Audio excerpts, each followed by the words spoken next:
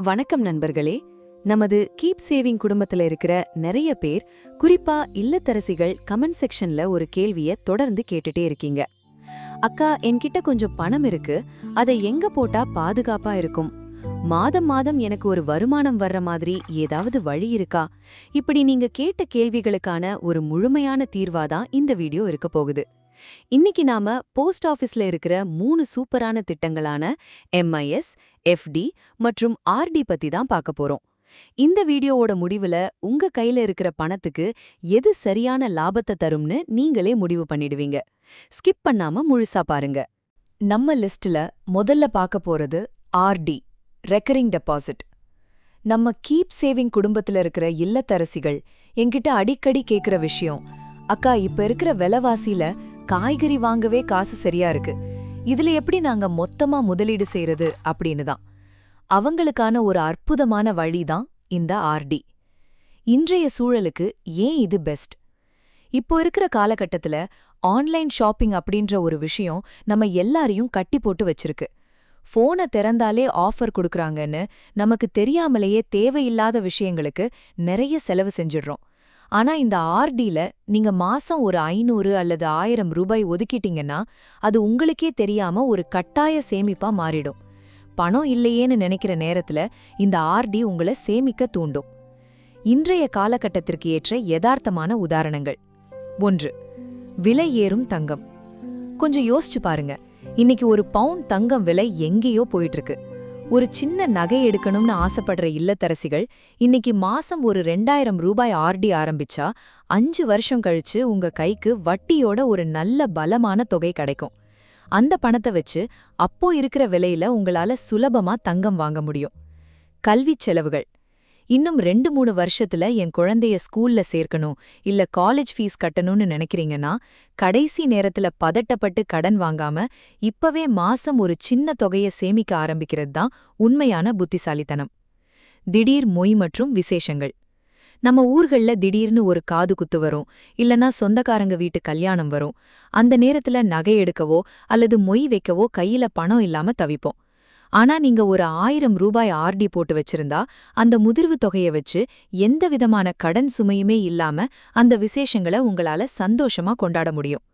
எதிர்பாராத வீட்டுச் செலவுகள். இப்போ இருக்கிற எலக்ட்ரானிக் பொருட்கள் எப்போ ரிப்பேர் ஆகும்னே தெரியாது.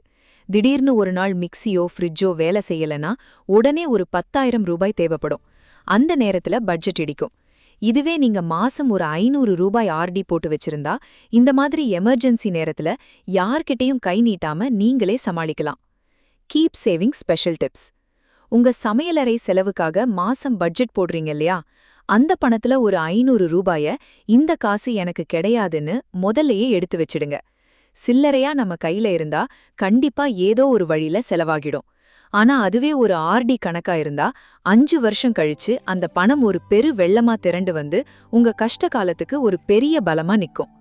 துளி துளி மழைதான் பெருவெள்ளம். அத மனசுல வச்சுக்கோங்க. அடுத்து நாம பார்க்க போறது FD, ஃபிக்ஸட் டெபாசிட். நம்ம கமெண்ட் செக்ஷன்ல நிறைய பேர் கேக்குற கேள்வி, அக்கா, என்கிட்ட நிலம் வித்த பணம், ரிட்டையர்மெண்ட் பணம் இல்லனா ஒரு சீட்டு பணம்னு 50,000 அல்லது 1,00,000 ரூபாய் மொத்தமா இருக்கு, இத பீரோல வச்சா செலவாகிடும் போல இருக்கு, என்ன பண்ணலாம் அப்படின்னு கேக்குறீங்க. அவங்களுக்கான மிகச்சிறந்த பாதுகாப்பு பெட்டகம்தான் இந்த FD. இது எப்படி வேலை செய்யும்? உங்ககிட்ட இருக்கிற ஒரு பெரிய தொகைய ஒரு குறிப்பிட்ட காலத்துக்கு, உதாரணத்துக்கு 1 வருஷத்துல இருந்து 5 வருஷம் வரைக்கும் போஸ்ட் ஆபீஸ்ல அப்படியே போட்டு வைப்பீங்க. அதுக்கு அவங்க ஒரு நிலையான வட்டியை தருவாங்க. இன்றைய சூழலில் ஏன் FD முக்கியம்? 1. பணத்தின் பாதுகாப்பு. இப்ப இருக்கிற காலகட்டத்துல கையில காசு இருந்தா அது செலவாகிக்கிட்டே இருக்கும். சொந்தக்காரங்க வந்து கேட்பாங்க, இல்லனா நமக்கே ஏதாவது ஒரு புது போன் வாங்கலாமான்னு தோணும். ஆனா FDல போட்டா அந்த பணம் உங்க கண்ணுக்கு முன்னாடி ஒரு லாக் ஆகி பத்திரமா இருக்கும். 2. கடன் வாங்குவதை தவிர்க்க. பல பேர் பண்ற தப்பு என்னன்னா, கையில இருக்கிற பணத்தை செலவு பண்ணிட்டு அப்புறம் ஒரு அவசர தேவைனா அதிக வட்டிக்கு கடன் வாங்குவாங்க. அதுக்கு பதிலா இந்த மொத்த தொகையை FDல போட்டீங்கன்னா வட்டி மூலமா உங்க பணம் வளர்ந்துகிட்டே இருக்கும். 3. குழந்தைகளின் எதிர்கால திட்டம். இப்போ உங்க குழந்தைக்கு ஒரு 10 வயசு ஆகுதுன்னு வெச்சுப்போம். அவங்க காலேஜ் போக இன்னும் 7-8 வருஷம் இருக்கு. இப்போ உங்க கையில ஒரு 1,00,000 ரூபாய் இருக்குன்னா அதை எஃப்டில போட்டீங்கன்னா அவங்க காலேஜ் சேரும்போது அந்த பணம் ஒரு பெரிய பலமா இருக்கும். கவனிக்க வேண்டிய முக்கியமான விஷயம். எஃப்டில ஒரு முக்கியமான ரூல் இருக்கு. இந்த தொகையை நீங்கள் இடையில் எடுக்கக்கூடாது. அவசரம்னு சொல்லி பாதியிலேயே எடுத்தீங்கன்னா அவங்க சொல்ற முழு வட்டியும் உங்களுக்கு கிடைக்காது. வட்டி குறையும். அதனால ஒரு 2-3 வருஷத்துக்கு தேவையில்லைன்னு நீங்க நினைக்கிற பணத்தை மட்டும் இதுல போடுங்க. Keep saving idea. உங்ககிட்ட இருக்கிற மொத்த பணத்தையும் ஒரே எஃப்டியா போடாம அதை 2ஆ பிரிச்சு போடுங்க. உதாரணத்துக்கு 1,00,000 ரூபாய் இருக்குன்னா 50,000 ஒரு எஃப்டியாகவும் மீதி 50,000 இன்னொரு எஃப்டியாகவும் போடுங்க. இதனால என்ன லாபம்னா, ஒருவேளை உங்களுக்கு இடையில் அவசரமா ஒரு 40,000 ரூபாய் தேவைப்பட்டா ஒரு எஃப்டியை மட்டும் க்ளோஸ் பண்ணிக்கலாம். இன்னொரு எஃப்டி அப்படியே வளர்ந்துகிட்டே இருக்கும். இதுதான் புத்திசாலித்தனமான முதலீடு. இப்போ நீங்க எல்லாரும் ரொம்ப ஆவலா காத்துட்டு இருந்த அந்த மேஜிக் திட்டத்தை பத்தி பார்க்கலாம். அதுதான் MIS, மந்த்லி இன்கம் ஸ்கீம். அக்கா, நான் ஒரு இல்லத்தரசியா இருக்கேன்.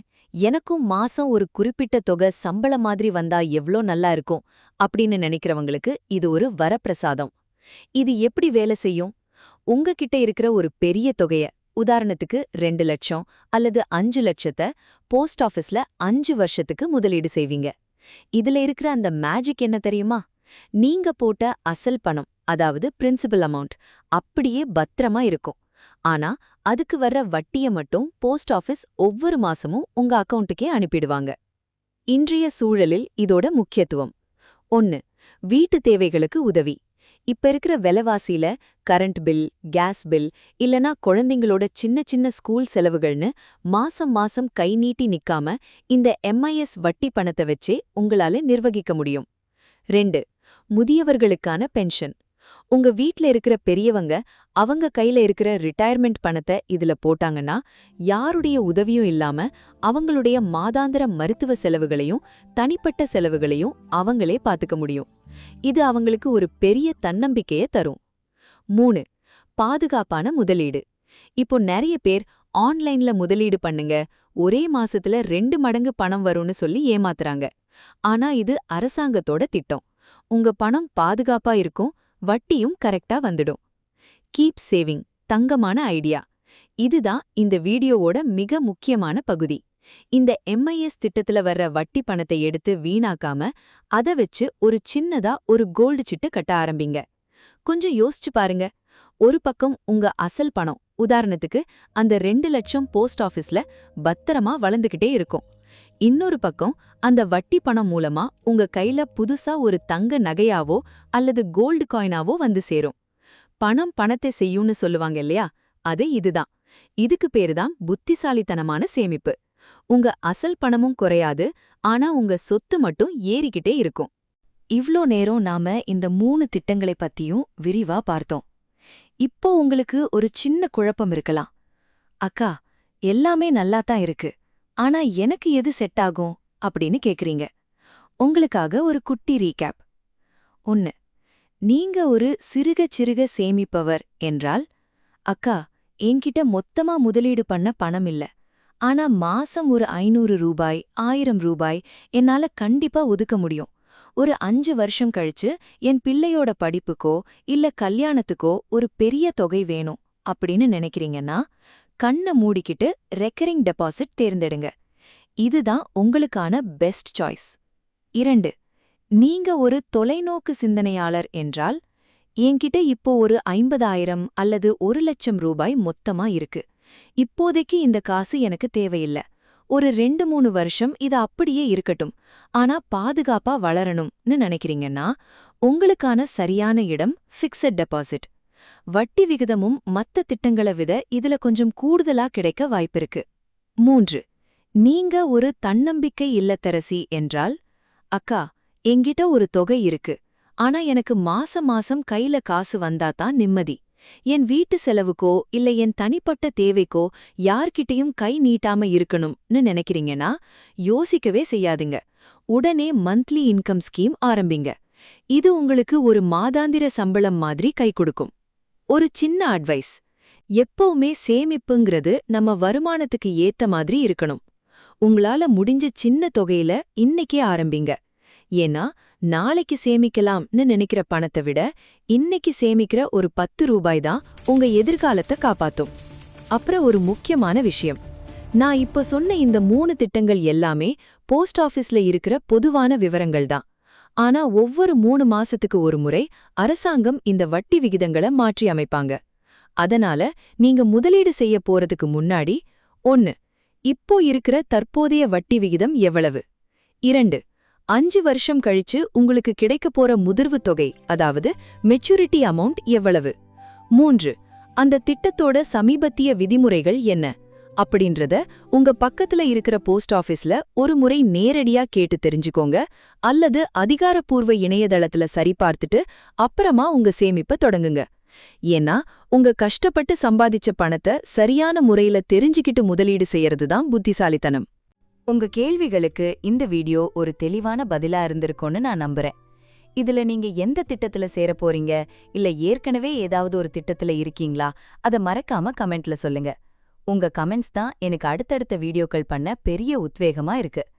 இந்த வீடியோ பிடிச்சிருந்தா ஒரு லைக் பண்ணிட்டு உங்க ஃப்ரெண்ட்ஸ் அண்ட் ஃபேமிலிக்கும் ஷேர் பண்ணுங்க. இன்னும் ஒரு சூப்பரான சேமிப்பு தகவலோட அடுத்த வீடியோல உங்களை சந்திக்கிறேன். நன்றி.